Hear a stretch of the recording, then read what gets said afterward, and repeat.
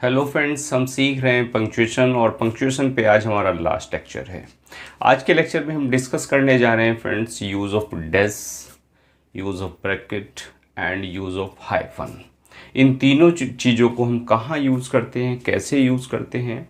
तो चलिए friends, without wasting any time let's start. बात हम सबसे पहले डैश की कर लेते हैं।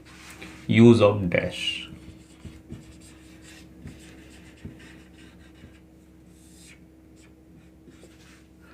डैश का सबसे पहला जो यूज़ है वो होता है किसी भी कही हुई बात को स्पष्ट करने के लिए। जब कोई बात स्पीकर कहता है तो उसको स्पष्ट करने के लिए हम डैश का यूज़ करते हैं।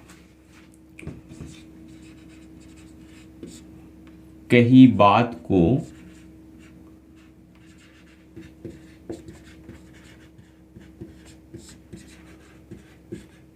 स्पष्ट करने के लिए, जैसे आप कहिए कि the other boy Rohit refused to go there.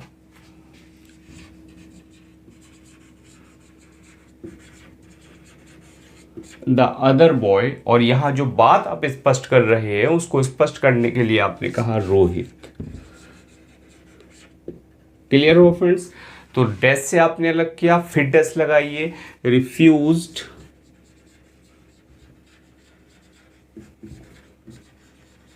To go there. एक बात और है कि जहां आप डैश का यूज कर रहे हैं इस रेफरेंस में, वहां आप ब्रैकेट का भी यूज कर सकते हैं। क्लियर? तो आप ये कह सकते हैं ऊपर वाले सेंटेंस को कि the other boy, bracket use कीजिए, रोहित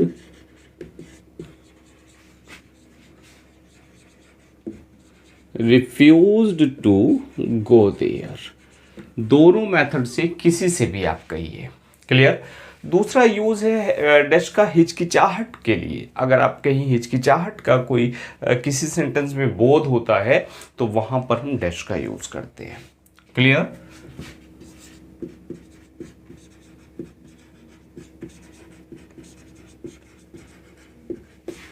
हिचकिचाहट के लिए,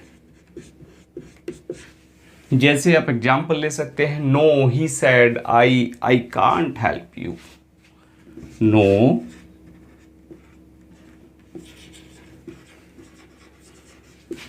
he said I can't help you. तो देखिए यहां ये जो आई है, आई के बाद डैश आया हुआ है, तो यानी ये आई क्या शो कर रहा है? ये हिचकिचाहट को शो कर रहा है। इसके बाद किसी भी सेंटेंस में अगर आपको बात पर जोर देना हो तो उस बात पर जोर देने के लिए भी आप डैश का यूज करते हैं। क्लियर?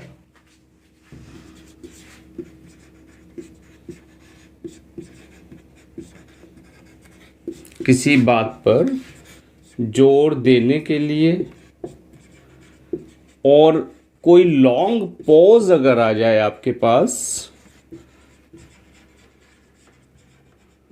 उसके लिए भी आप डैश का यूज करते हैं। किसी बात पे जोर दे रहे हैं या कोई लॉन्ग पॉज है। क्लियर? आप एग्जांपल ले सकते हैं, जैसे there is no date to that letter.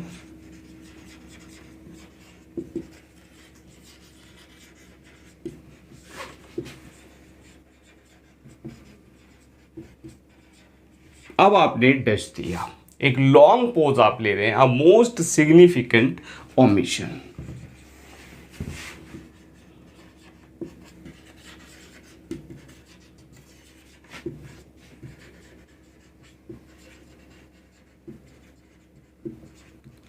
Clear हो फ्रेंड्स?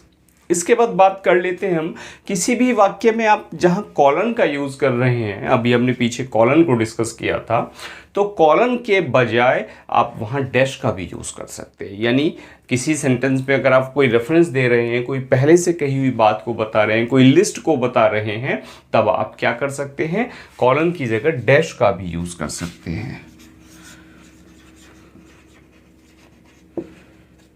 कॉलन के स्थान पर डैश। और एग्जाम्पल आप लीजिए, जैसे हमने पीछे एग्जाम्पल लिया था कि प्लीज बैग दीज आइटम्स।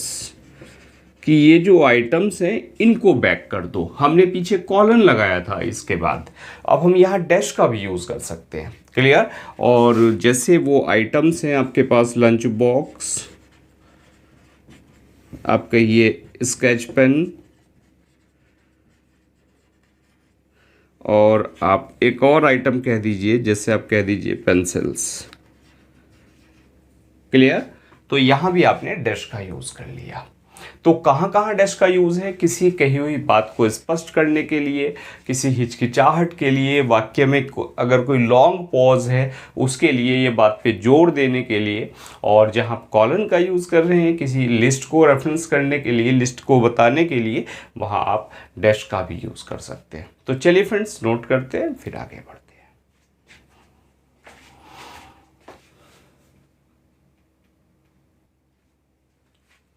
कहीं अगर फर्स्ट और लास्ट अगर संख्या आप रेफर कर रहे हैं, कोई रेफरेंस दे रहे हैं, आप कहते हैं 16 से लेकर 20 तक, 1 से लेकर 4 तक आपको जो लेसन है वो लर्न करने हैं, तो जो बीच की लुप्त संख्याएं हैं उनको बताने के लिए आप क्या करते हैं?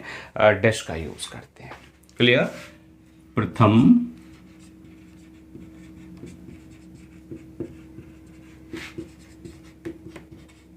और अंतिम संख्याओं के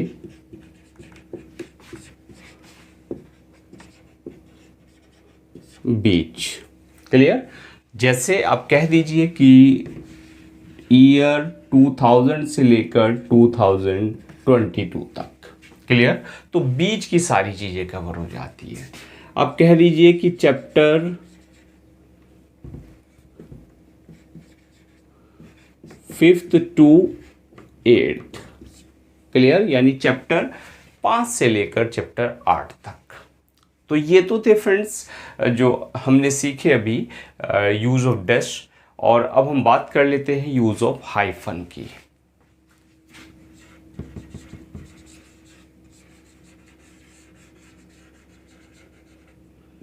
एक बात ध्यान रखें कि जो डैश और हाइफन में अंतर होता है, डैश की जो लेंथ होती है ज़्यादा होती है, हाइफन की कम होती है। तो डैश और हाइफन को ध्यान रखें। अब बात हाइफन की करें तो किसी भी सेंटेंस में जो अपूर्ण, अगर आपका कोई वर्ड है अपूर्ण, उसको आप दूसरी लाइन में ले जा रहे हैं, ब्रेक कर रहे हैं, तब आप क्या करते हैं? हाइफन का यूज करते हैं। Clear.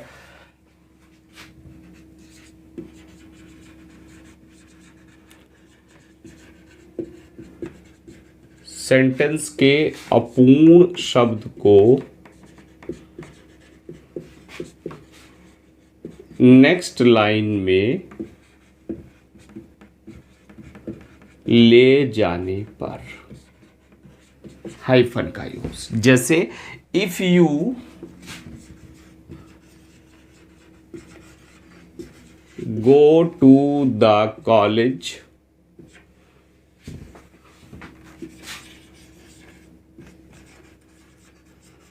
Don't forget to see me. Clear हो गई बात। तो यहां ये सपोज कीजिए लाइन थी, तो कॉलेज को हमें ब्रेक करना था, तो हमने क्या किया? इसके बाद हाइफन का यूज करके हम इस तरह ब्रेक कर देते हैं। दूसरा, जो हमारे पास डिजिट्स होती हैं, संख्याएं होती हैं 21 से लेकर और 99 तक।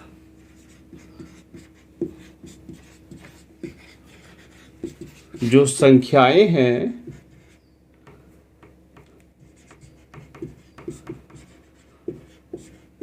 संख्याओं को लिखने में आप हाइफन का यूज करते हैं। अब आप संख्या लिख रहे हैं, जैसे आप कहिए 21, तो आप 20 और 1 के बीच क्या लगाते हैं? हाइफन लगा देते हैं। आप कहिए 89,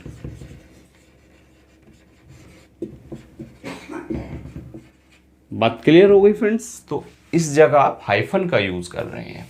तो बात करते हैं जो आपका डैश का एक यूज था कि अगर आप फर्स्ट और लास्ट जो संख्याएं हैं उनके बीच की लुप्त संख्याओं के लिए आप डैश लगाते हैं। हाइफन की बात करें, किसी वर्ड को अगर सेंटेंस के लास्ट में वर्ड है उसको ब्रेक कर रहे हैं। कई बार आप सिलेबल को भी ब्रेक करने के लिए हाइफन का यूज करते हैं। क्लियर। अगर वर्ड में एक से ज़्यादा सिलेबल है तब आप हाइफन से उसको ब्रेक करते हैं। और इसी के साथ अगर हम बात करें संख्याओं को लिख रहे हैं, अगर आप 21 से लेकर 99 तक, तब भी आप हाइफन का यूज़ कर देते हैं। तो चलिए फ्रेंड्स नोट करते हैं, फिर आगे बढ़ते हैं।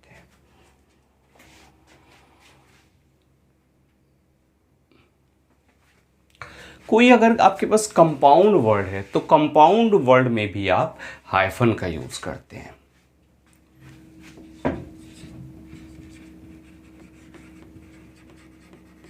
कंपाउंड वर्ड में जैसे आप कहिए self love, self respect, clear. तो इस तरह के जो कंपाउंड वर्ड हैं उनमें आप करते हैं हाइफन। आप कह सकते हैं एक्स हस्बैंड या son in law, brother in law,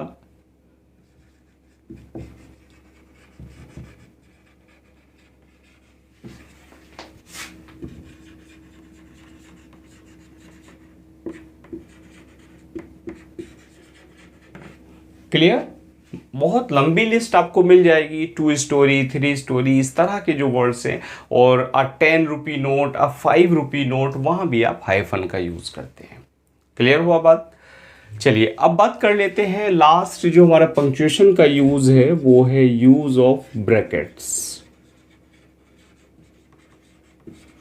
3 तरह की ब्रैकेट्स होती हैं जानते हैं, लेकिन मोस्ट प्रोबेबली जो हम यूज़ करते हैं, जो स्मॉल ब्रैकेट है उसको हम यहाँ पंक्चुएशन में यूज़ करते हैं। तो सबसे पहला जो यूज़ है आपका, कोई रेफरेंस अगर आप बता रहे हैं, रेफरेंस बताने के लिए आप ब्रैकेट को यूज कीजिए। जैसे आपने कह दिया कि you should study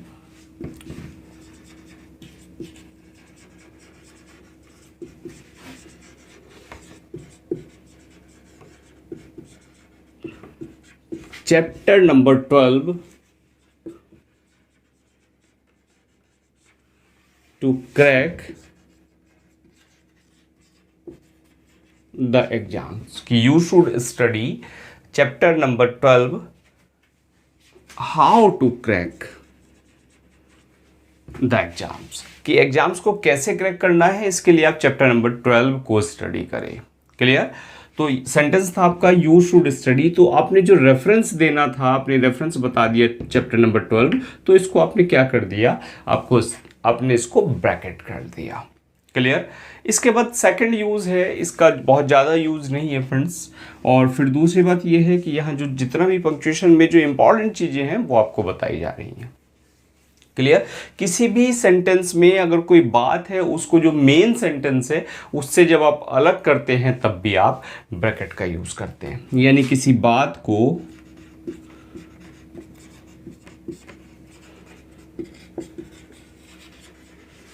main sentence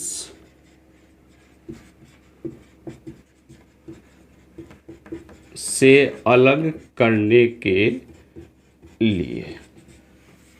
बात क्लियर हो गई। एग्जाम्पल ले लेते हैं कि आयशा राहुल, मैंने राहुल को देखा, मैं राहुल से मिला, माय फ्रेंड। और राहुल कौन था, मेरा दोस्त। When I was in the market, कि जब मैं मार्केट में था तो मैं राहुल से मिला, और राहुल कौन था, मेरा फ्रेंड था। Clear. She spoke to her neighbour,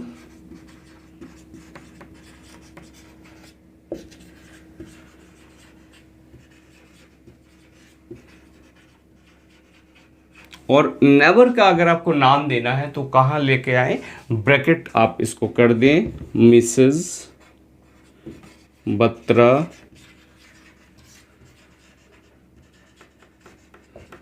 about it. She spoke to her neighbour, और नेबर का नाम आपने दे दिया, अबाउट इट। क्लियर। तो ये तो थे फ्रेंड्स पंक्चुएशन के यूज। हम आज इसको टॉपिक को ख़त्म कर रहे हैं। और अब कल से हमारे जो लेक्चर्स होंगे वो पंक्चुएशन की जो प्रैक्टिस है, एक्सरसाइजेज हैं, उनको लेकर होंगे। और ध्यान रखिएगा वो एक्सरसाइजेज मोस्ट प्रोबेबली जो आती हैं वो आपकी जो रेन मार्टिन है, रेन मार्टिन से आती हैं। तो कोशिश हम करेंगे कि आपको रेन मार्टिन की जितनी भी एक्सरसाइज हैं, जो भी इंपॉर्टेंट चीज़ें हैं, वो आपको करा दी जाए। तो चलिए फ्रेंड्स, मिलते हैं नेक्स्ट लेक्चर में। फर्स्ट टाइम आप चैनल पर आए हैं तो आप सब्सक्राइब कर सकते हैं, नोटिफिकेशन बेल को ऑन करें ताकि जो भी लेक्चर चैनल पर आए सबसे पहले आप तक पहुंचे। And now thanks for watching this video.